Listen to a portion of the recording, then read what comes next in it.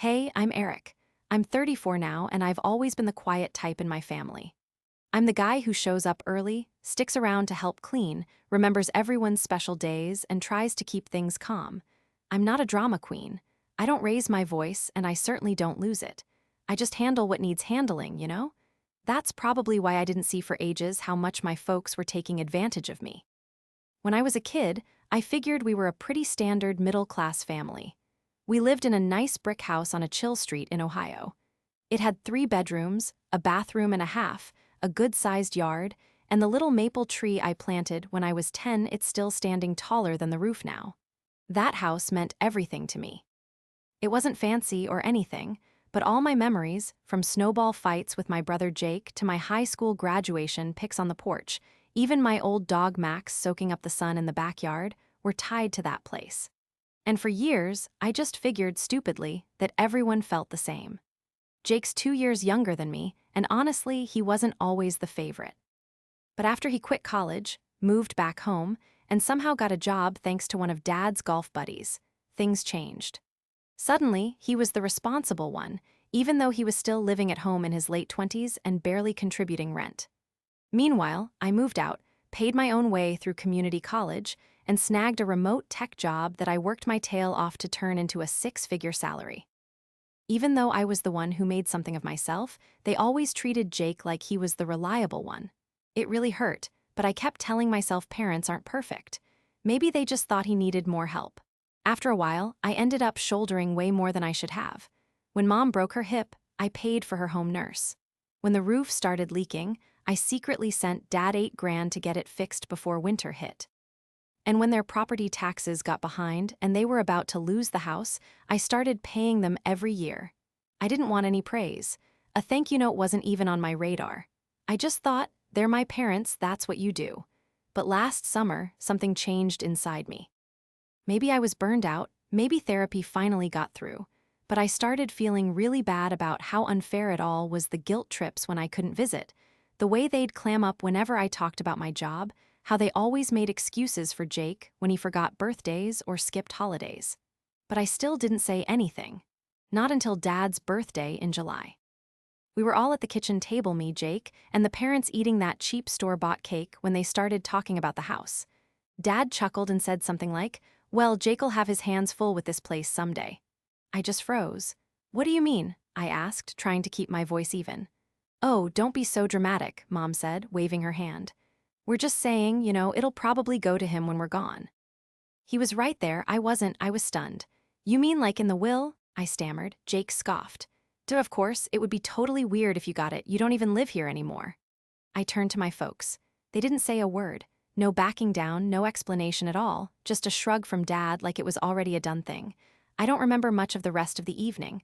I know I drove home in total silence. I didn't sleep. I just kept seeing that house. My old room, the tree I used to climb, all my memories. And the way they just casually wrote me out of the picture. It wasn't even just about the house. It was about all the years I spent giving them my time, my cash, my everything, and they just quietly decided I wasn't even worth a thought. A week later, I went through my stuff and checked the automatic payments for their property taxes. Sure enough, the yearly payment was set to go out in 3 weeks. I stared at the cancel button for a second, then I hit it. I didn't put on a show. I didn't send some nasty message. I just stopped. And for 3 weeks, nothing. No calls, no questions, just quiet. Then on a random Thursday, I got a text from my dad. It just said, "We got a notice." That was it. No hey, no period. No hint that I'd been paying those bills for ages. No apology. Just a vague freak out. I just sat there staring at that text. I read it over and over. Finally, I shot back a "Congrats, homeowner." They didn't even bother to reply. That should have been it, right? Nope. Because the second you ditch the part everyone expects, the whole play falls apart. And some people, they hate that. What happened next was way worse than I imagined. The guilt trips, the manipulation, the sheer nerve of it all. But I was done playing nice. The next day my mom called. I let it go to voicemail. Her message, a weird mix of fake calm and barely hidden anger. Something like, "Hey honey, the county sent a letter our taxes aren't paid. I don't know, maybe the bank messed up on their end. Anyway, could you handle it? Dad's really stressed. Call me back, okay?" I listened to it twice. She never once asked if I'd been paying them. Never even considered I might have a reason to stop. No thanks, no taking responsibility, just another demand. Like I was their personal ATM and they forgot to give me a tip. I didn't call back. 2 days later, Jake hit me up on Facebook, can you believe it? He was all worried, saying, "Hey man, mom says you're being petty about the taxes." I told them I'll pay them from now on, so no big deal, but it's not cool to ignore them like this. I just stared at the screen. Petty? Petty? This was the same jerk who'd hit me up for cash back in college and never paid me back. The same guy who actually had the gall to call me after that Thanksgiving blow-up 2 years ago, just because I didn't want to do tequila shots before dinner. This is the guy who couldn't keep a job for more than a year unless his daddy bilayed him out, and suddenly I'm the one being difficult. I just left him on read. A week went by and then I got an email from my dad. "You need to grow up." I must have read that thing 3 times. It was short, but man, every single word dripped with this condescending attitude, like he was so far above it all. "Eric, I don't know what's gotten into you, but this isn't how family acts. We've always been there for you, and if you wanted to be in the will, you should have just spoken up." We figured Jake was the obvious choice for the house since he lives close and can take care of it. Now you're just being vindictive. The taxes are late, and we might get penalized because of your little outburst. Grow up and do the right thing. Yeah, no thanks. 5 years I'd paid their taxes, not a word of thanks for covering their roof, their nurse, their plumbing problems, zero gratitude, just this constant expectation that I'd take care of everything. And that's when something inside me just broke. I opened a new document and started typing out every single major expense I'd covered for them over the last 10 years. It totaled just over $68,000. I didn't send it. It wasn't about the money. I just needed to see it all laid out in front of me. For ages, I'd convinced myself that family meant putting everyone else first, giving until it hurt, and never expecting anything back. But now, it was obvious. I'd been carrying the financial burden for a place where I was no longer truly wanted. That very same day, I contacted the county and asked them to take my name off the property tax records. It was a pretty straightforward process. The woman on the phone was caught off guard when I told her I wasn't the actual owner. "Then why were you paying?" she asked. I had to stop and think. That was a really good question. 3 days later, another text from my mom popped up. This one was lengthy. "Eric, I don't know what your father said, but you're hurting us. This is still your home. You're always welcome." We just figured Jake would be better at handling things since he's right there. "That doesn't mean we love you any less. Please don't do this to us." I didn't respond because I knew exactly what always welcome really implied. It meant showing up on holidays like a visitor, pulling up a chair, maybe even crashing in the guest room if Jake wasn't using it. But that tree I planted, the backyard I slaved over all summer, the hallway where I learned to bike inside during a crazy thunderstorm, that wasn't my home anymore. It was Jake's now, and I wasn't going to keep footing the bill for someone else's inheritance while being treated like a guest. 2 more weeks went by, and then a call from a number I didn't recognize. I didn't say anything, but I knew that was my dad's voice on the voicemail, and he was totally freaking out. He said, "I hope you're happy. We got another notice. If we don't pay this, the county's gonna put a lien on the house. You want all this to happen over something stupid, you know? Jake's trying, but he can't handle it. Call me." Oh, so now it was all a misunderstanding, huh? I took a pic of the voicemail's words and saved it. Not to get back at them, not even to have proof, but just so I could always remember what they sounded like. When things finally hit the fan, when all their favors and silent pressures finally led to something real, I wasn't trying to punish anyone. I was just walking away. But what happened next really threw me. Last weekend, my cousin Tessa called me. She's never one to stick her nose into family stuff. She's a nurse, working crazy hours up in Michigan, and keeps to herself. But her voice was annoyed when I answered. "Eric, why didn't you say anything about what's going on?" I was like, "What are you talking about?" She sighed. "And Sharon, your mom called my mom and was bawling, saying the house might be lost, that you wouldn't help out, and that Jake was doing everything." But I know Jake. He can barely take care of himself, let alone deal with all that, so I did some digging. "You paid their taxes?" I asked. "For how long?" 5 years, I said with no feeling. "Yeah," she said, "and they're acting like you're the bad guy." I didn't say anything back. I didn't have to because for once someone in my family actually saw what was up. The real shocker came 2 days later. A realtor messaged me about selling the Johnson place. I had to read it twice. The address. It was my childhood home. I was stunned. What were they up to? Was this some kind of trick? Were they desperate for cash? Trying to squeeze every last penny out of a house they couldn't afford anymore? I didn't have a clue, but I knew one thing: I wasn't going to bail them out again. Then, 2 days later, the Zillow listing popped up. I knew this wasn't the end of it. Seeing that listing felt like a punch in the gut.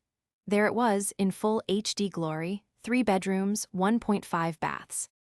Charming family home in a quiet neighborhood, listed for almost $230,000. They'd even taken new pictures. Jake probably snapped them with his phone. The kitchen was spotless, the yard was neat. They'd even framed the picture so you could barely see the maple tree. That tree was the only thing I ever planted there that actually lived. It was more than just them selling the house that hurt. It was the fact that they didn't even bother to tell me. Not a single word. No phone call, no email, nothing. They were acting like I never even existed, like I was never a part of that house's history. And they almost pulled it off, too.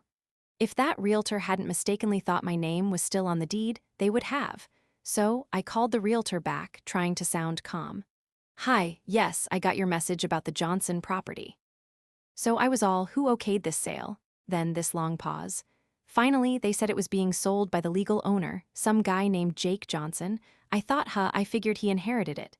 "Inherited?" I asked. "From who?" "Both his parents are still alive," they said. Another awkward silence, then this kinda nervous laugh. "Well, there was this quitclaim deed filed earlier this year, apparently. Transferred the house right to him." Yeah, that made sense. It all clicked into place. They didn't just plan on leaving Jake the house. They'd already given it to him months ago.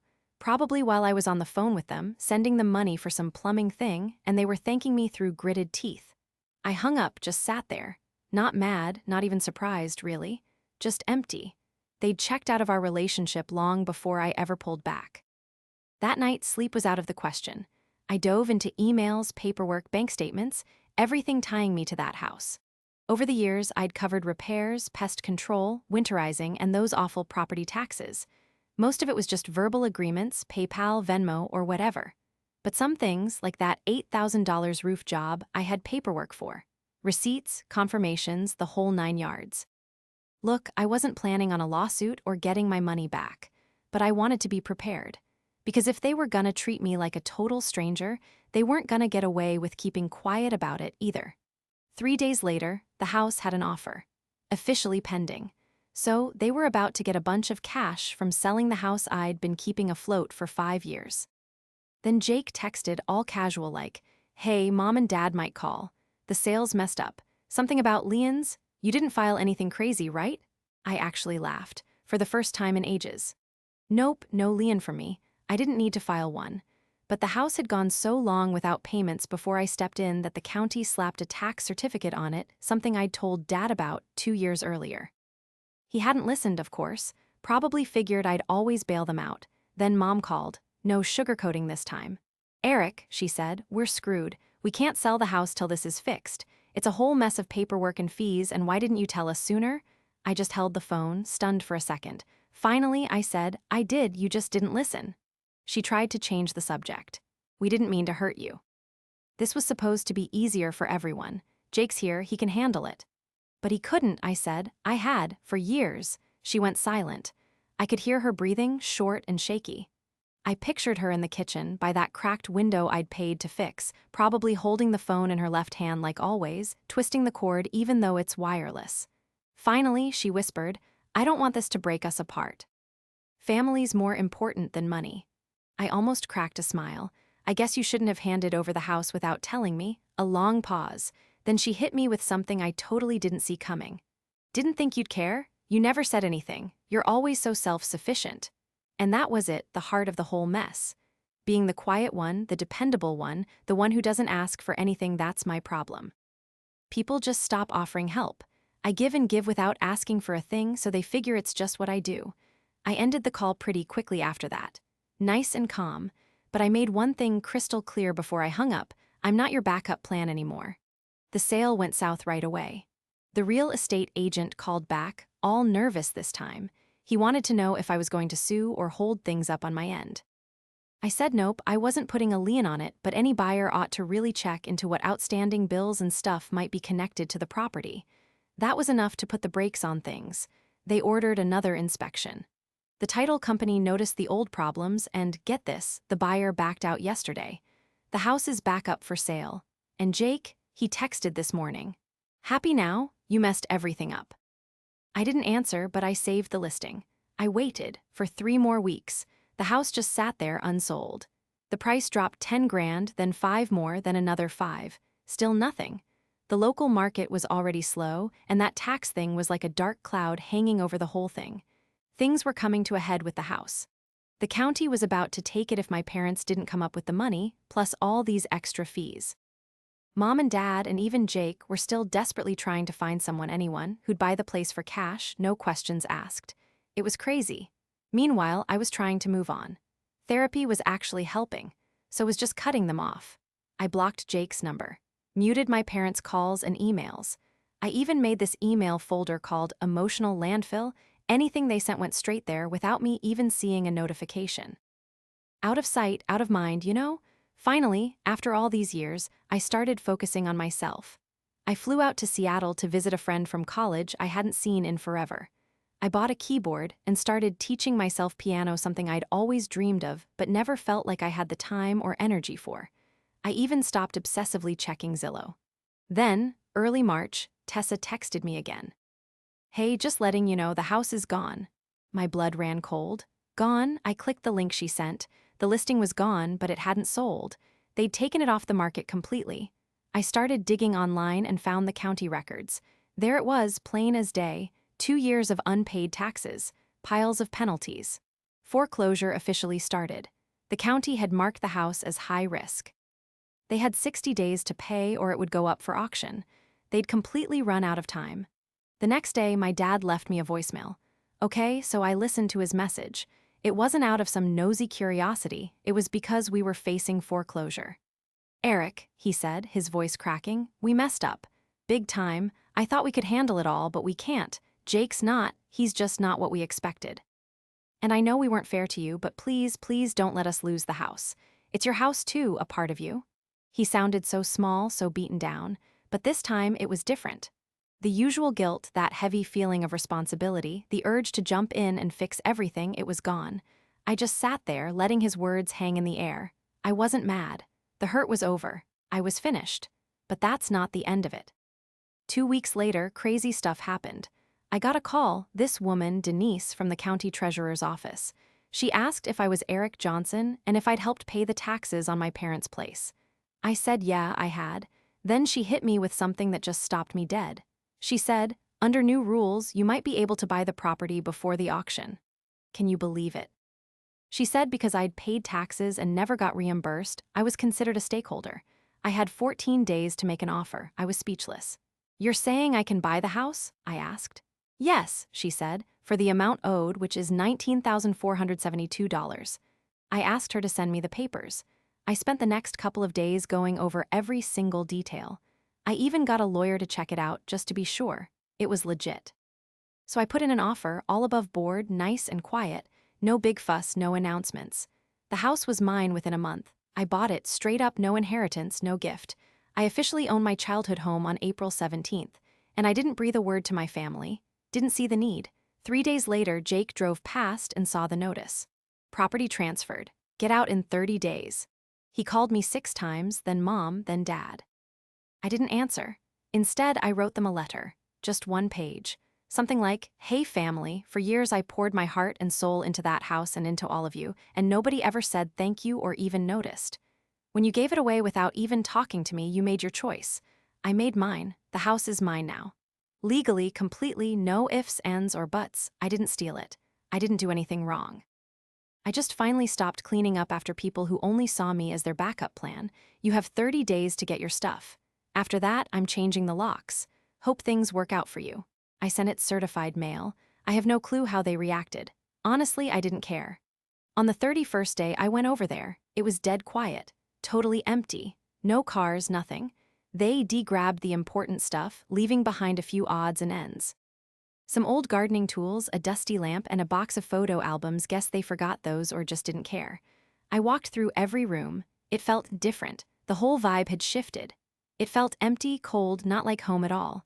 Just quiet, like the house was holding its breath. I went out back. Wow, that maple tree I planted when I was 10? It was huge, all grown up, and the leaves were just starting to sprout. I stood there for ages, just looking. Then I got to work, man. 3 months of nonstop work. I